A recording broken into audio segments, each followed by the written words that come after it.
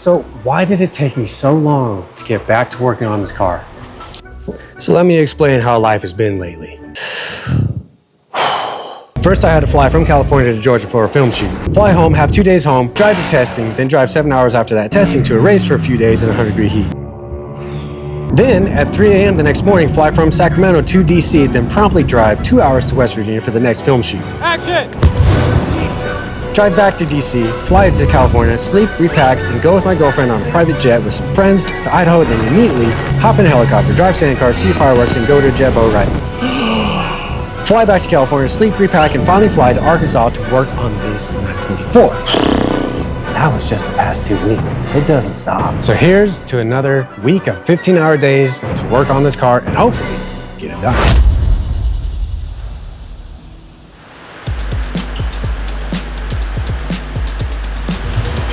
So technically I've already done the control arms and grinded them down, but they need to be a little bit more. And originally I installed them or reinstall them, but the boys had to take them off to install the subframe spacers, which brings our original steering geometry back to the car. Also, we made a different discovery that on the early bodies, we got to modify these just a little more. So that's why I'm grinding these flatter.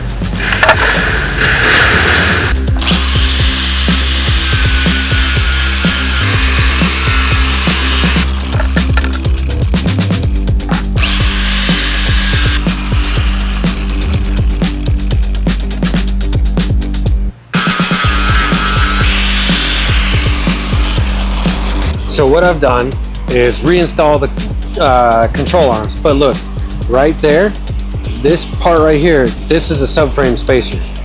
There are 2 of them, and to even this all out, there's another one right here. What that does is, instead of making the control arm angled like this, it brings the inside toward the engine back down and levels it out.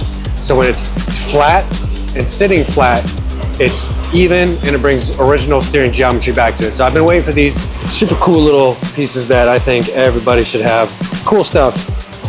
Control arms and suspension is back in. Forgive me if there's a lot of extra noise. There's a bunch of fans because it's real hot, so remember that. But in the meantime, I'm gonna put these seats in. So I've got these seats. These are ostrich skin seats that Daniel found, and he told me about these like a year ago. I've had really junky 996 seats in over there. I thought these were a score, but they are junk.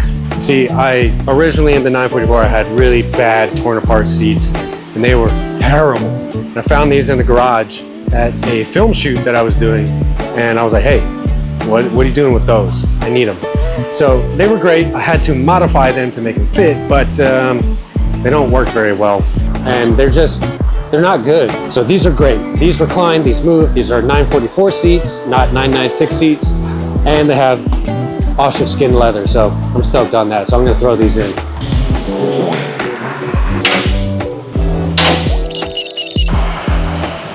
So like I mentioned, Daniel told me he got me something for this car almost a year ago. We had been talking about this for a long time. Ever since he was gonna start his business, I knew I was gonna bring my car here, and he's a really good guy, and he knew that I needed something. And I desperately needed seats, so I just need to pull these rails out and get these installed.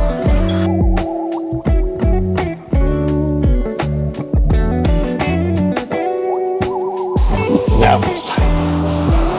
All right, so moves forward, backward nicely. Unless, oh, there it is. Yeah, these, like, the only seats that didn't come with, like, manual recliners were, like, the Turbo S that's, like, gotcha. Over there. Perfect.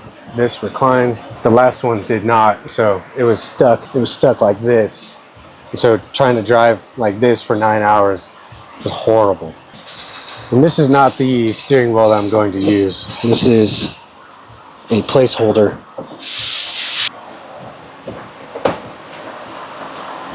Right about here. So the other biggest question that I always get is, what tires do I use?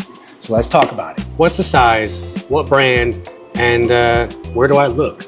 And to answer all that is kind of tough, because the thing about the off-road Porsche Safari world is that it's not really that supported. There's not a lot of options that we have to be able to put suspension or tires or roof racks. But that's kind of what I'm doing in this whole series, is explaining here's the best options for all of that. On the sidewall, there's a lot more going on. We have a lot more design, a lot more tread, and all this little tread right here is actually meant for grip. The sidewall is much thicker. Like, this is a real sidewall as compared to that flimsy paper tire over there. These little tabs are meant to grip on the side of rocks if you happen to be wheeling in a sense that you need that. And then we'll just head back. It's there. They're strong. Preferably you wheel on this, but it happens where you need to use a sided tire to do stuff. They come in a 215, 75, R15, and a number of other sizes. And one of the reasons it's so important is because we had no options. And Simple Tire came through and had 10 options of various different brands. Some I've heard of, some I didn't know actually made this size. But the fact that there are 10 more options that we didn't know about is amazing. So I picked these. These were the coolest of all of them. And they had the side bite that I needed or wanted. And I look forward to testing these out.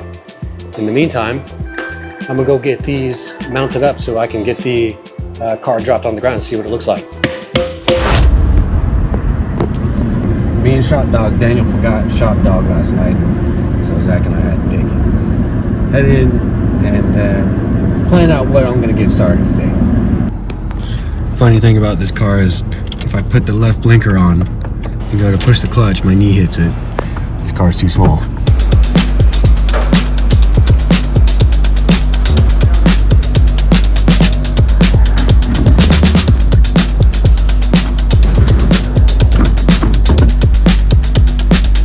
So I'm excited about this because it got new tires provided by Simple Tire, and they're an option that I never knew existed.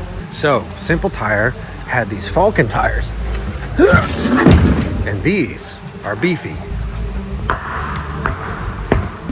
You can see that we've got a lot more sidewall action going on.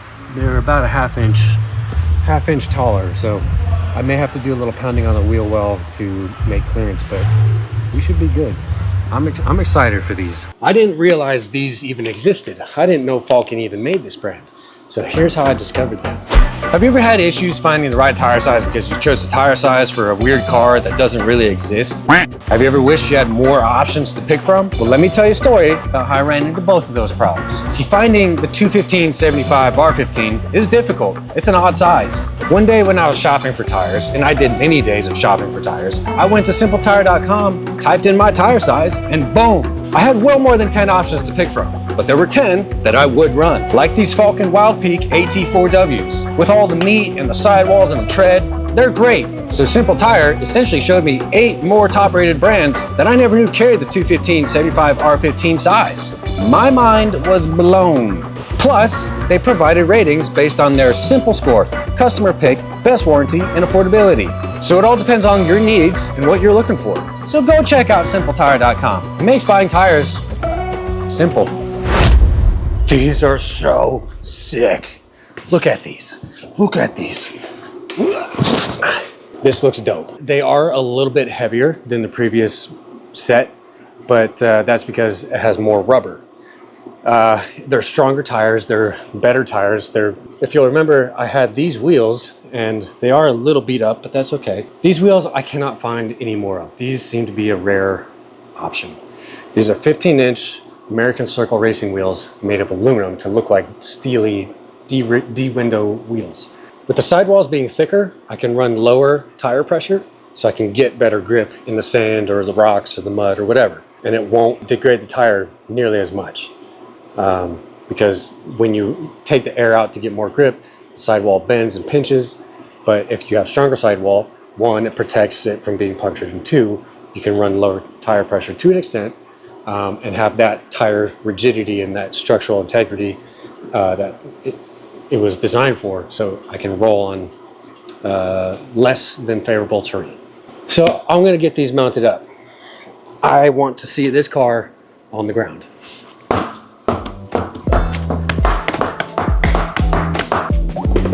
This car has been suspended in the air ever since it got here. It's just been taken apart. Well, first it sat for a number of months while I situated myself in my life to be able to get out here and work on this. Get all the parts taken care of. Unfortunately, the boys are not here to witness this with me.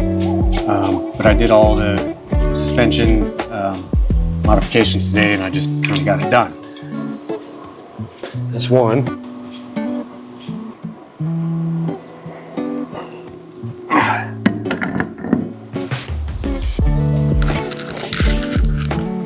Okay. Those are one-hand ugga-dugga on, so that's good enough. First time it sat on the ground since it got here. Look at that. Look at that. Well, the fenders aren't on, but you can't really tell the height there. This is gonna be good, guys. I swear. So that's gotta get fixed. I'll fix that somehow. In the front, looks pretty flat. That's good. But here's how it sits right now. There's the ride height. That's before suspension is settled and compressed, because there is a phase where after being used, it will, sit down a little bit and you can make your final adjustments, but it's gonna be good. You can see the ground clearance. Where's the tape measure? Right now, here it is.